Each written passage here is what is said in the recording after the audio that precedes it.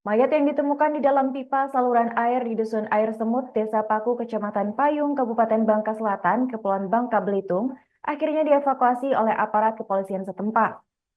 Mayat itu diketahui berinisial AK, warga Kelurahan Air Hitam, Kecamatan Bukit Intan, Kota Pangkal Pinang. Kapolsek Payung itu Marto Sudomo mengungkapkan sebelum ditemukan, korban sempat dilaporkan hilang oleh anggota keluarganya pada Rabu 15 Januari 2025. Untuk informasi selengkapnya akan disampaikan oleh rekan kami wartawan Bangka Pos, Cepi Marlianto. Baik rekan Cepi, silakan untuk laporan selengkapnya.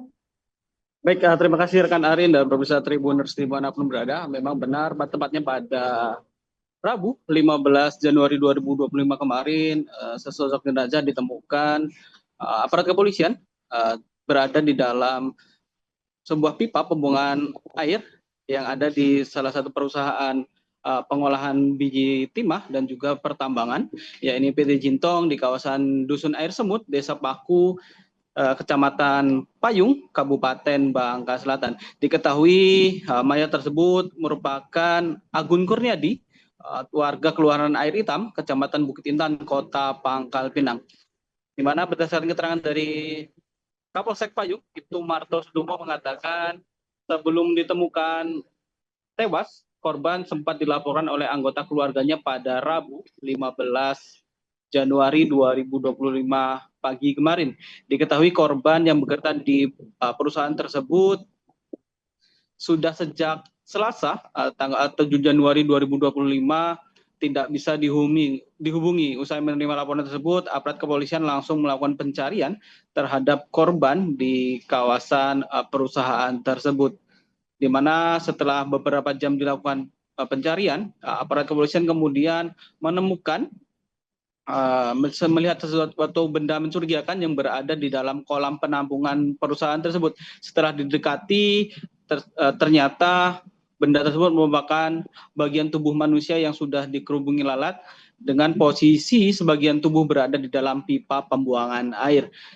Menurutnya, setelah korban ditemukan, aparat kepolisian langsung melakukan proses evakuasi. Proses evakuasi juga membutuhkan waktu cukup lama, membutuhkan waktu hingga 3 jam lebih lantaran posisi pipa tersebut berada di dalam tanah sehingga perlu dilakukan pengangkatan menggunakan alat berat jenis ekskavator. Hingga akhirnya pada sekitar pukul 17 waktu Indonesia bagian Barat, proses evakuasi berhasil dirampungkan dan mayat langsung dilakukan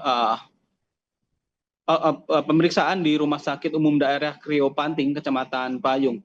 Di sana memang berdasarkan pemeriksaan sementara terdapat beberapa luka lebam di seluruh tubuh korban, paling banyak berada di punggung hingga ujung kaki. Yaitu wajah korban yang sudah mulai tampak hancur, begitu juga terdapat luka pada bagian kaki sebelah kiri dan juga kulit tangan sebelah kiri juga sudah mulai terkelupas, di mana diperkirakan korban telah meninggal kurang lebih 36 jam atau 3 hari lalu. Pihak keluarga sendiri, maksud saya aparat kepolisian juga telah melakukan pemeriksaan terhadap sejumlah saksi mata dan juga rekan kerja korban, di mana diketahui berdasarkan keterangan rekan kerja korban bernama Rosdi, korban terakhir terlihat pada hari Jumat 10 Januari 2025 kemarin sekitar pukul 6 pagi. Pada hari itu Rosdi diminta untuk menemani korban bekerja karena saat itu rekan kerja korban yang bernama Ijong tengah pulang ke daerah asalnya, jadi di kota Palembang. Diketahui saat itu juga kondisi cuaca tengah hujan deras. Saat itu Rosdi melihat korban berjalan menuju ke arah bendungan untuk membersihkan ataupun melancarkan saluran air yang tersumbat. Akan tetapi hingga pukul 17 waktu Indonesia bagian Barat, Rosdi tidak kembali melihat korban berada di asramanya. Hingga kemudian Rosdi sendiri menunggu korban hingga pukul 9 malam. Dan namun korban juga diketahui tak kunjung kembali ke asramanya. Di mana setelah itu pada pagi harinya Rosdi juga kembali ke asrama korban dan untuk memastikan apakah korban telah kembali ke asramanya atau belum. Namun saat itu Rosdi juga tidak melihat keberadaan korban kembali ke mesnya.